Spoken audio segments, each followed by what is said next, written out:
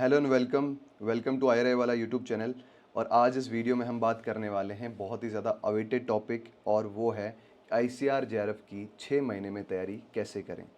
जी हाँ दोस्तों, ये बहुत ही ज़्यादा अवेटेड टॉपिक था, काफ़ी लोगों ने पूछा, तो इसके बारे में डिटेल वीडियो लेके आए हैं। और इस वीडियो में हम बात करने वाले हैं उन स्टूडेंट्स के बारे में जो अभी तक एक बार सिलेबस कंप्लीट कर चुके हैं और अब उनको क्या करना चाहिए, दैट पर्टिकुलर थिंग।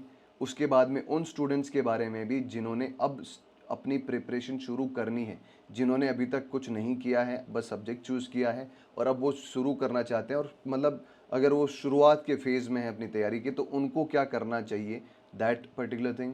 उसके बाद में क्या नहीं करना चाहिए, कौन सी मिस्टेक्स को अवॉइड करना चाहिए, उस बारे में हम बात करेंगे। जो कम ज़्यादातर एक्सपीरियंस गलती करते हैं और वो रिजल्ट्स में रिफ्लेक्ट भी होती है, तो उन गलतियों को ना दोहराएं। तो वो कौन कौन सी गलतियां, उसके बारे में हम बात करने वाले हैं। क्या फुल प्रूफ स्टडी प्लान होना चाहिए based on IRI students experience, जो यहाँ जेआरएफ रैंक होल्डर्स हैं, उनका एक्सपीरियंस क्या बोलता है कि लास्ट के 6 महीनों में क्या हमें करना चाहिए to get the good rank, to get the top ranks and to get IRI of course. और उसके बाद में हम आपकी आईआरआई वाला आपकी कैसे मदद कर सकता है आपकी एग्ज़ाम जर्नी में, उस बारे में भी हम बात करने वाले हैं इस वीडियो में। तो इस वीडियो में आप लास्ट तक बने रहिएगा। और अभी तक अगर आपने हमारे चैनल को सब्सक्राइब नहीं किया है तो सब्सक्राइब करें और अपने दोस्तों को भी शेयर करें जो भी आईसीआर जेआरएफ का पेपर देने वाले हैं। और अगर उनको ये अपनी जो जर्नी है वो आप बताना चाहते हैं, जो एक्सपीरियंस शेयर करना चाहते हैं कि कैसे इसमें आपको बेटरमेंट हो सकता है इस तैयारी में, इस जर्नी में, तो आप वो शेयर कर सकते हैं। ठीक है, तो शुरू करते हैं। सबसे पहले कि एक्सपेक्टेड एग्ज़ाम डेट क्या है। देखो दोस्तों, जब अपने को एक डेडलाइन होती है तो हम एक टारगेट बनाते हैं, तो इसीलिए आप डेडलाइन सेट करिए जून 2025, और तब आपका पेपर होने वाला है। हो सकता है कि लास्ट वीक में हो सकता है उससे पहले भी हो, लेकिन आप लास्ट वीक मान के चलिए कि लास्ट हर बार लास्ट वीक या जुलाई फर्स्ट वीक में ही पेपर होता है। तो एक डेडलाइन मान के चलिए, ताकि डेडलाइन के अकॉर्डिंग आप काम कर पाएँ। और डेडलाइन अगर आपके पास होगी तो आप एक प्लान बना सकते हैं। कैसे प्लान? ऐसे कि एटलीस्ट 3 मंथ्स बिफोर दिस जून 2025 आपके पास सारा सिलेबस कंप्लीट हो जाना चाहिए। और आप उसके बाद में सिर्फ और सिर्फ क्या करोगे, रिविजन्स और प्रैक्टिस। इन दो चीज़ों के अलावा आप नई कोई भी चीज़ नहीं पढ़ोगे। कुछ भी चीज़ उसके बाद में नई नहीं पढ़नी। लास्ट के 3 महीनों में कुछ भी नया नहीं पढ़ना है। जो पढ़ा है उसको प्रैक्टिस करो, रिवाइज करो, दैट्स ऑल। ठीक है, तो इसलिए हमारे पास एक डेडलाइन ज़रूरी होती है। तो जून 2025 आपकी डेडलाइन है, जो आज आप अपने टेबल पे लगा लो कि हाँ ये मेरी डेडलाइन है और उससे पहले मुझे चीज़ें करनी है। अब रोड मैप क्या होना चाहिए उन स्टूडेंट्स के लिए जिन्होंने एक बार रफली अपना सिलेबस कंप्लीट कर लिया है। अगर आप उनमें से हो, जैसे कि अगर आपने रेफरेंस बुक को एक बार पढ़ लिया है या सिलेबस को एक बार कंप्लीट कर लिया है रफ एंड रफ, जरूरी नहीं है कि आपको सब कुछ आ गया हो। कुछ ऐसे भी टॉपिक्स होते हैं जो आपको समझ नहीं आए होंगे, कुछ ऐसे भी टॉपिक्स है जो आपने स्किप किए होंगे, but that is all right. लेकिन आपको एक बार सिलेबस आपने कंप्लीट कर लिया है, ऐसा हम मान के चल रहे हैं, और लगभग आपने टॉपिक हर कोई टॉपिक को टच किया है। आपको अगर पूरा क्लियर नहीं है, दैट इज़ ऑल्सो ओके। अगर आप इस कैटेगरी में रहे हो अभी के टाइम ड्यूरेशन में, आज जब भी वीडियो देख रहे हो और आप इनमें से हो, तो आगे वाले पॉइंट्स आपके लिए बहुत ज़्यादा इंपॉर्टेंट है। और आपको ये दिमाग में चल रहा होगा कि हम अब क्या करें सर, बताइए।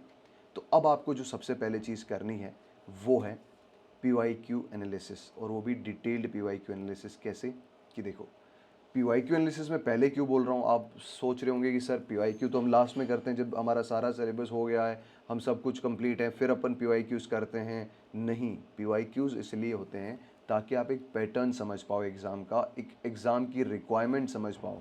एग्ज़ाम रिक्वायरमेंट अगर समझोगे तो आपको पता चलेगा हाँ यार, इस टाइप के क्वेश्चन पूछे जा रहे हैं, ये पैटर्न है, ये मेथड ऑफ क्वेश्चंस हैं, टाइप ऑफ क्वेश्चंस आपको पता चलेंगे, है ना। और आपको ये पता चलेगा कि डेप्थ, कितनी डेप्थ से क्वेश्चन पूछे जा रहे हैं, और कौन कौन से इंपॉर्टेंट टॉपिक्स हैं जहाँ से क्वेश्चन पूछे जा रहे हैं। और इन सब से आप क्या चीज़ निकाल सकते हो पता है, इंपॉर्टेंट बुक। कौन सी बुक आप फॉलो करनी चाहिए, और वही आपकी सबसे बड़ी स्ट्रेंथ होगी। अगर आपने राइट सोर्सेज को फॉलो किया है तो जेआरएफ में राइट रैंक भी आएगी, अच्छी रैंक भी आएगी। इसीलिए ये सारा कुछ इंपॉर्टेंट बन जाता है। लास्ट के 5 साल के PYQs, 5 years PYQs आपको सोल्व करने हैं, और उनको सोल्व करके आपको सारी चीज़ें पता लग जाएंगी कि कितनी डेप्थ से क्या क्या पूछा जा रहा है। तो that is where PYQ plays a very important role.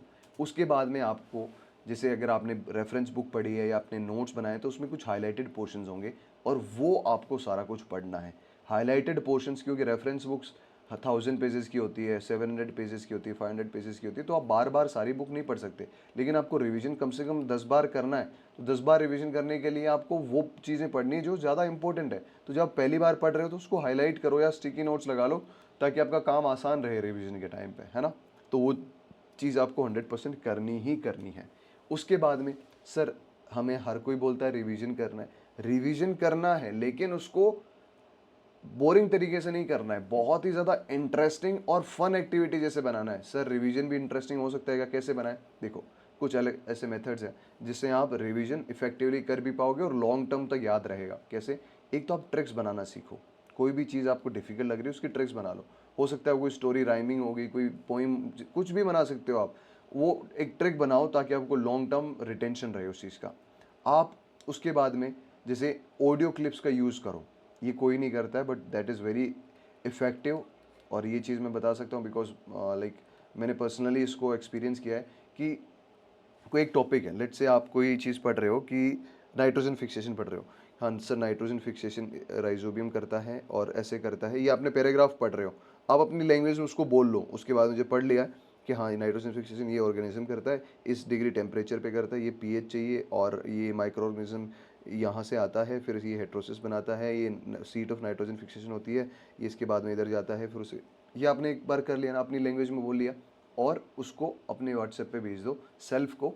और फिर अपने आप जब भी टाइम मिले, जॉगिंग कर रहे हो, किधर भी जा रहे हो, खाली बैठे हो, गार्डन में बैठे हो, तो आप उसको सुनो और आपको बहुत ज़्यादा रिटेंशन होगा उन चीज़ों से। आपको पता भी नहीं लगेगा कि आप कितना रिटेन कर लिए उस चीज़ को। और कैसे बना सकते हैं? स्टिकी नोट से। स्टिकी नोट्स बहुत ज़्यादा इंपॉर्टेंट रोल प्ले करते हैं। आप पूरा पैराग्राफ वापस नहीं पढ़ सकते, पूरे पैराग्राफ में कुछ ना कुछ चीज़ें छूट जाएगी। तो आप पूरे पैराग्राफ जब पढ़ो तो स्टिकी नोट बना लो उसका, और वहीं चिपका दो, या अलग अपनी बुक्स पे चिपका दो, दीवार पे चिपका दो, कहीं पे भी। तो जब भी आप खाली टाइम मिले उस स्टिकी नोट को देखो और आपका रिवीजन हो जाएगा। आपको सारी बुक्स वापस से पढ़नी नहीं पड़ेंगी। तो that is very effective way कि आप कैसे इस चीज़ को अपने आप मतलब इफेक्टिव रिवीजन कर सकते हो। अब रीडिंग ऑब्जेक्टिव बुक्स, उसके बाद में आपको ऑब्जेक्टिव बुक्स पढ़नी है। लेकिन ऑब्जेक्टिव बुक्स वो जो अच्छी रेपुटेशन की हो। ऐसा नहीं कि कोई भी ऑब्जेक्टिव, आप मार्केट में जाओगे कि सर ऑब्जेक्टिव बुक दो मुझे सॉइल साइंस की, तो आपको 50 बुक पकड़ा देगा वो कि हाँ ये है, ये है, ये है। आप उसमें से 2 बुक उठा के कोई सी भी ले आओगे। लेकिन आप सीनियर से पूछो, जिन्होंने अच्छी रैंक लगाई है उनसे पूछो कि सर मैं कौन सी बुक लूँ, मुझे अगर 2 बुक्स लेनी है ऑब्जेक्टिव की, तो मुझे बताओ जिसकी अच्छी रेपुटेशन है, जहाँ से एग्जाम में क्वेश्चन आते हैं, या मेरे को कॉन्सेप्ट्स क्लियर होंगे, वैसी कुछ बुक बताओ कि अच्छे से एग्जाम ओरिएंटेशन मेरी तैयारी हो। तो उसके लिए आप सीनियर से पूछो।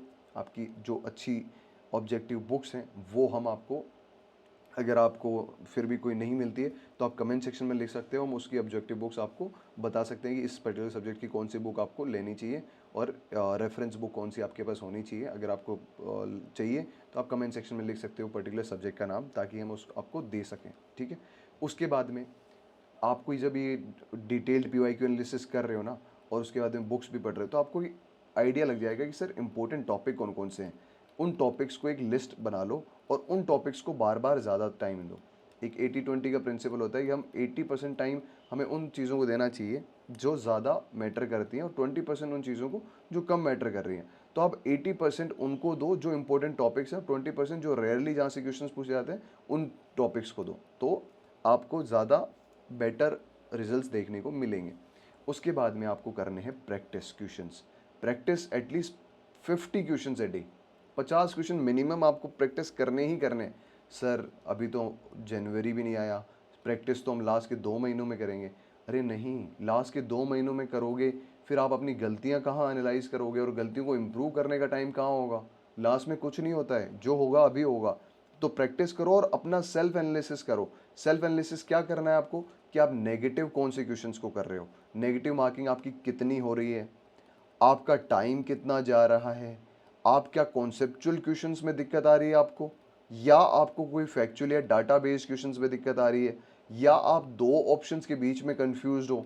तो इन चीज़ों का आपको खुद एनालिसिस करना है और उसके अकॉर्डिंग अपने आप को इम्प्रूव करना है कि हाँ यार, ये मैं गलती बार बार कर रहा हूँ, ये मैं जल्दबाजी में कर रहा हूँ, ये मैं पूरा क्वेश्चन नहीं पढ़ा मैंने, होता है, सबके साथ होता है, ये मैं सिली मिस्टेक से गलत कर दिया।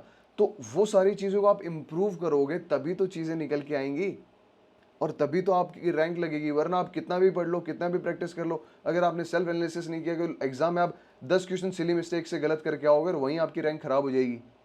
सिली मिस्टेक्स हर किसी से होती है, लेकिन जो प्रैक्टिस करता है उससे कम होती है, जो प्रैक्टिस नहीं करता उससे ज़्यादा होती है। तो please practice as much as question as possible to reduce the silly mistakes. ठीक है, क्लियर? आगे बढ़ते हैं। Mock test.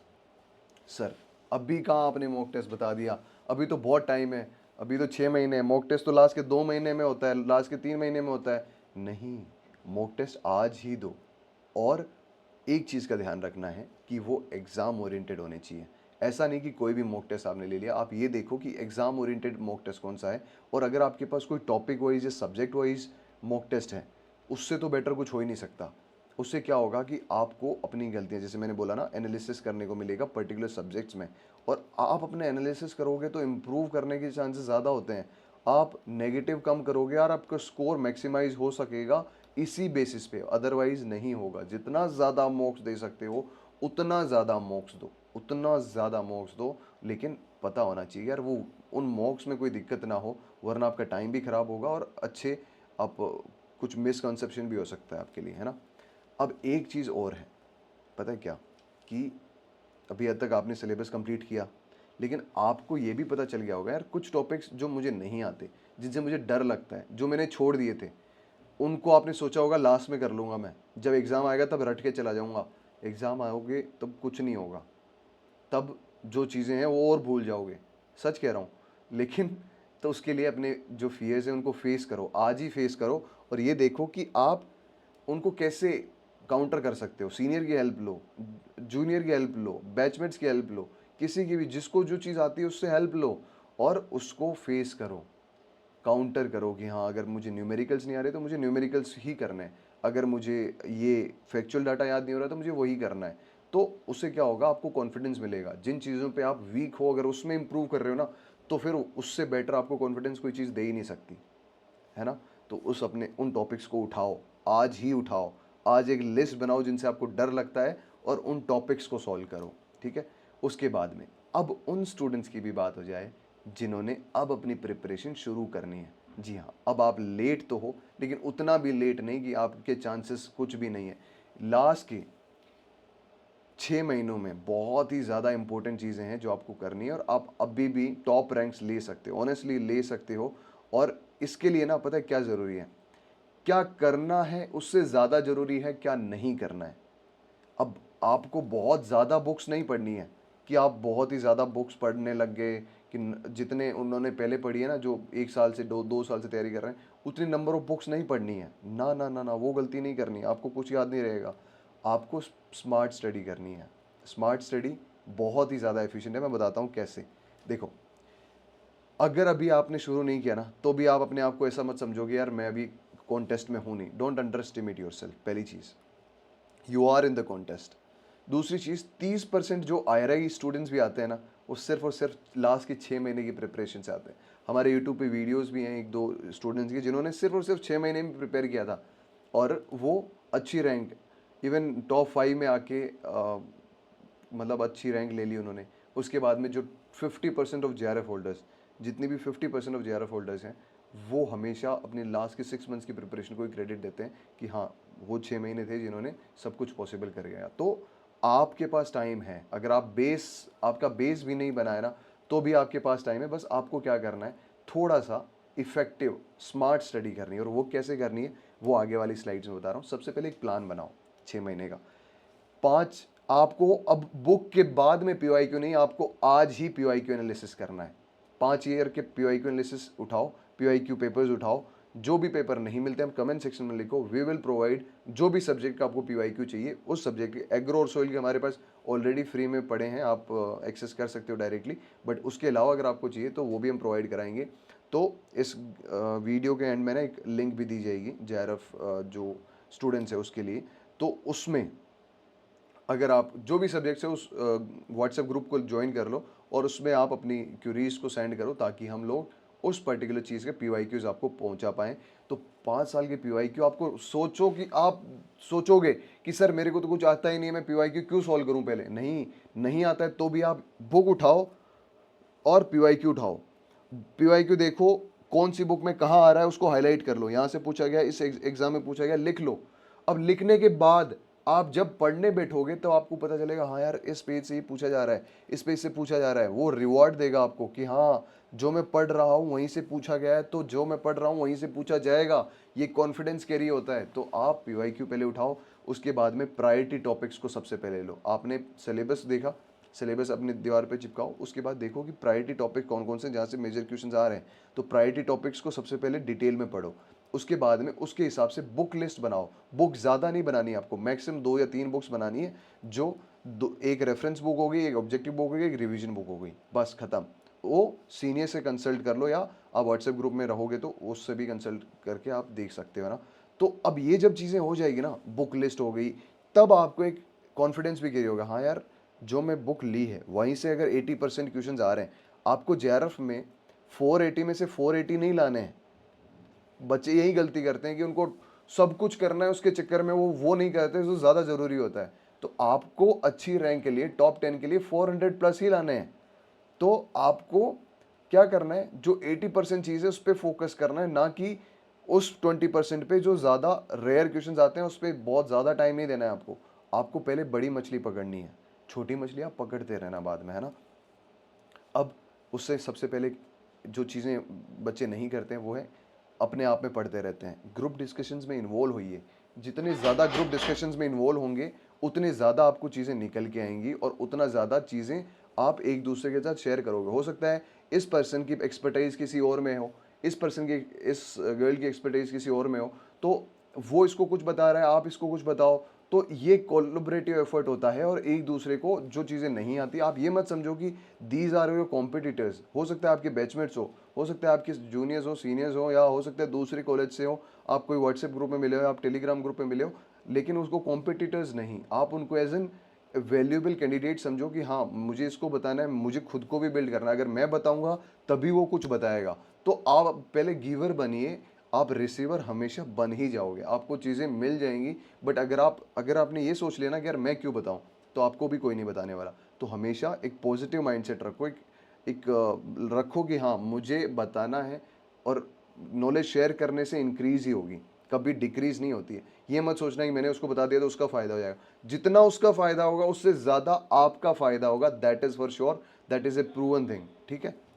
उसके बाद में रिपीटेड जो क्वेश्चंस हैं, जो आपने पीवाईक्यूज प्रैक्टिस करें, उसके बाद में जो रिपीटेड क्वेश्चंस है ना, उनको आप लिख लो, अलग से लिख लो और एक लिस्ट बना लो कि हाँ ये रिपीट हो रहे हैं। और उन टॉपिक्स जो रिपीट हो रहे हैं क्वेश्चंस, उन टॉपिक्स को डिटेल में पढ़ लो। लेट्स से सोइल टेक्सचर से आपके पास क्वेश्चंस रिपीट हो रहे हैं, तो सोइल टेक्सचर को आप डिटेल में पढ़ लो, किसने दिया था, कैसे होता है, प्रैक्टिकल में क्या होता है, कैसे हम फाइंड कर सकते हैं, क्या इसके इम्प्लीकेशंस हैं, क्या क्या मेजर क्वेश्चंस हो सकते हैं, ये सब कुछ आप एक डिटेल में कर लो और वापस इस चीज़ में वापस चले जाओ, ग्रुप डिस्कशन में लेके आओ।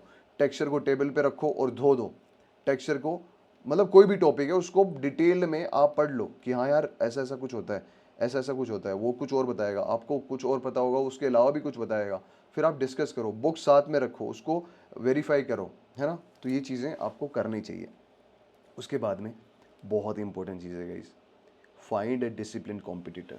हो सकता है आपके कोई बैचमेट हो जो बहुत ज़्यादा डिसिप्लिन हो, जिसको लगता है यार इसकी तो रैंक आएगी, आप उसको एज एन वैल्यूएबल कॉम्पिटिटर समझो, एज एन पॉजिटिव वे में कि हाँ यार मुझे उसको compete करना है, मुझे उसको, जैसे कोई भी अच्छा मैच होता है ना, जैसे आप क्रिकेट हर कोई देखता होगा, तो क्रिकेट में जो अच्छा मैच होता है उसको सब देखते हैं। वैसे ही आप जो अच्छा क्रिकेट खेलता है, जैसे जो अच्छा पढ़ाई कर रहा है, उसको आप एज एन अपना कॉम्पिटिटर मानो, उसके स्टैंडर्ड्स को मैच करना सीखो। कि वो, अगर आप टाइम पास भी किस दिन करोगे, 4 दिन की छुट्टी भी आपने ले ली ना, तो आप ये सोचोगे at the back of the mind कि यार मैं तो छुट्टी ले रहा हूँ लेकिन वो साथ वाला छुट्टी नहीं ले रहा है। तो आप उस तरीके से तैयारी करोगे और उसको एज एन स्टैंडर्ड मान के करोगे, तो आप एक डिसिप्लिन, एक ट्रैक में रहोगे। और दैट इज़ वेरी इंपॉर्टेंट। कभी कभी क्या होता है, 6 महीने की जर्नी छोटी जर्नी नहीं है, आप डी ट्रैक होते जाओगे। लेकिन अगर आपके पास कॉम्पिटिटर है तो आप एक दिन डी ट्रैक हुए तो दूसरे दिन वापस लाइन पे आ ही जाओगे कि यार नहीं, मैं अफोर्ड नहीं कर सकता ये चीज़, क्योंकि वो जो मेरा कॉम्पिटिटर है वो बहुत होशियार है, उसको मुझे पीछे छोड़ना है। तो वो चीज़ आपको याद रखनी है, ठीक है। उसके बाद में ये 6 चीज़ें आपको अवॉइड करनी है गाइस, ये बिल्कुल अवॉइड करनी है। एक तो सोशल मीडिया इंस्टॉल कर दो आज ही, यूट्यूब और व्हाट्सएप के अलावा सब कुछ इंस्टॉल कर दो, स्नैप, इंस्टा, ये वो सब कुछ, बाकी भी पता नहीं क्या क्या आ गए। नेगेटिव माइंड्स को अवॉइड करो। अगर आपको कोई बोलता है यार लास्ट के 6 महीनों में कुछ नहीं हो सकता, तो बोलना हाँ ठीक है, मैं ट्राई करता हूँ ना, मेरा बेस्ट देता हूँ। प्रोडक्टिव सर्किल बनाओ ग्रुप डिस्कशन के लिए, मैनिफेस्ट करो अपने गोल को कि हाँ मुझे 6 महीने में करना है, यही चीज़ लेनी है, मुझे तो JRF रैंक 1 चाहिए, मुझे तो JRF रैंक 10 चाहिए, मुझे चाहिए ही चाहिए, मुझे टॉप 10 में आना ही आना है। वो मैनिफेस्ट करो, stay focused and you will thank your self. एक बार के लिए इन 6 महीनों को आप अपना बेस्ट दे दो और you will thank your self for the rest of your life कि हाँ मैं कितने। अब JRF के इंपॉर्टेंट यार, मतलब आप JRF रैंक सिर्फ फेलोशिप के लिए नहीं लेते हो। JRF अगर आपने ली है ना, तो that means you are the top minds of the country, और टॉप माइंड्स में हो तो आप उनसे फिर कम्पीट करते हो, उनसे उनको स्टैंडर्ड मानते हो, तो फिर अपना आप स्टैंडर्ड ही रेज होगा। तो JRF is not only for the fellowship, JRF is to get the good circle among you. जो टॉप माइंड्स हैं आपकी कंट्री के, आप उनके साथ बैठते हो, उठते हो, उनके साथ पढ़ते हो, आप उनसे कॉम्पीट करते हो। तो that is where the real fruit lies of ICAR JRF, जो आपको कोई कभी नहीं बताएगा, और यही असलियत है। JRF 12,000 महीने ज़्यादा वैल्यू नहीं रखते हैं। हाँ, आपके खर्चे निकल जाएंगे, कुछ चीज़ें हो जाएगी, बट लाइफ नहीं बनेगी ना 12,000 से। लाइफ बनेगी इस पर्टिकुलर सर्किल से, जो आपके हैबिट्स डेवलप होंगी उनसे। तो aim for the bigger things. और अब हम कैसे हेल्प कर सकते हैं आपकी इस जर्नी में, that is where we lies an IRI वाला। अगर आपके पास कोई भी सब्जेक्ट से आपको स्ट्रेटजी टॉपर्स वीडियो चाहिए, आप कमेंट सेक्शन में लिखें, डिटेल्ड में लिखें, एक सब्जेक्ट एक वर्ड में नहीं, डिटेल में लिखें कि हमें सर ये चाहिए, और उस टॉपिक में हमें उस पर्टिकुलर वीडियो में हमें क्या क्रिस्प कंटेंट चाहिए वो बताओ। बिकॉज आपका टाइम बहुत ज़्यादा इंपॉर्टेंट है। अगर हम आपकी 20 मिनट ले रहे हैं तो आपको कम से कम बहुत ज़्यादा फ़ायदा होना चाहिए उस चीज़ का, आपका टाइम वेस्ट नहीं होना चाहिए। तो आप उसमें ये बताइए सर हमें ये पर्टिकुलर चीज़ चाहिए, ओरिएंटेड उसी का वीडियो बनेगा। बिकॉज हम कोई जनरल ऐसा नहीं बना रहे 1 घंटे का पॉडकास्ट बना दिया, नहीं, हम आपको 10-20 मिनट के वीडियोस देते हैं। तो उसको आप क्रिस्पी बनाने के लिए आप उसमें बताइए कि हमें क्या चाहिए। अगर आप एग्रोनॉमी और सोइल साइंस के एक्सपीरियंस हैं तो फिर ऑब्वियसली हमारे पास ऑलरेडी हमारे जो कोर्सेज हैं, बैचेस हैं, वो चल रहे हैं, उसमें हम आपको रिकॉर्डेड वीडियोस हैं वो दे देंगे। प्रिसाइज और क्रिस्पी नोट्स, अगर आपने बहुत ज़्यादा रेफरेंस बुक्स नहीं पढ़ी है, ये स्पेशली उनके लिए जो अभी जिनकी तैयारी पूरी नहीं है। और PYQ एनालिसिस होगा, उसमें 4 ईयर के ऑलरेडी फुल डिटेल डिस्कशंस हो चुके हैं इन दोनों सब्जेक्ट्स के। डाउट्स एंड रिवीजन क्लासेस, अब लास्ट के 6 महीने आपको डाउट सॉल्व करने के लिए बहुत ज़्यादा इंपॉर्टेंट है। तो डाउट्स और रिवीजन क्लासेस हम आपको करवाएंगे डिटेल्ड में, और 40+ मॉक टेस्ट जो कि हैं एग्ज़ाम ओरिएंटेड, ये हम आपको देंगे इस पर्टिकुलर बैच में। अगर आप लोगों को इन पर्टिकुलर चीज़ों से कोई भी डाउट हो तो आप इस नंबर पे आप मैसेज कर सकते हैं, व्हाट्सएप मैसेज कर दीजिए इस नंबर पे, और अपनी क्यूरी को रेज कर दीजिए, सर मुझे ये पर्टिकुलर प्रॉब्लम आ रही है और मैं पर्टिकुलर इस सब्जेक्ट का स्टूडेंट हूँ, मुझे ये प्रॉब्लम आ रही है। बट आप पहले कमेंट सेक्शन में लिखें, और बाकी कोई अगर आपकी क्यूरीज़ हैं, जैसे कि कोई स्पेसिफिक सब्जेक्ट स्ट्रेटजी चाहिए तो कमेंट सेक्शन में लिखो, कोई डाउट्स हैं इस पर्टिकुलर चीज़ों को लेके तो कमेंट सेक्शन में लिखो, फीडबैक आपको कैसा लगा वीडियो वो इस वीडियो में मतलब कमेंट्स में लिखो। और एग्ज़ाम ओरिएंटेड अगर कोई आपके क्वेश्चन है कि सर पर्टिकुलर चीज़ कैसे की जाए, ये कैसे की जाए, तो वो भी आप कमेंट सेक्शन में लिखो और बताओ हमें कि आपको ये वीडियो कैसा लगा। अगर अच्छा लगा है तो सब्सक्राइब करो और शेयर करो अपने दोस्तों के साथ। इसी के साथ thank you so much, have a good day.